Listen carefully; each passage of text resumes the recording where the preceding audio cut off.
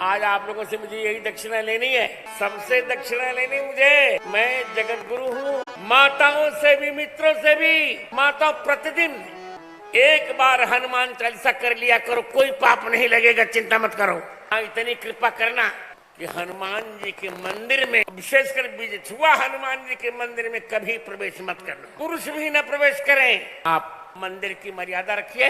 आज के बाद मेरी बात मान लीजिए, नहीं तो आपका जब नुकसान होगा तो इसकी जिम्मेदारी मेरी नहीं होगी। आज आप लोगों से मुझे यही दक्षिणा लेनी है, सबसे दक्षिणा लेनी मुझे। मैं जगत गुरु हूँ, माताओं से भी मित्रों से भी। माता प्रतिदिन एक बार हनुमान चालीसा कर लिया करो, कोई पाप नहीं लगेगा, चिंता मत करो। इतनी कृपा करना कि हनुमान जी के मंदिर में, विशेषकर छुआ हनुमान जी के मंदिर में कभी प्रवेश मत करना, पुरुष भी न प्रवेश करें। आप मंदिर की मर्यादा रखिए। आज के बाद मेरी बात मान लीजिए, नहीं तो आपका जब नुकसान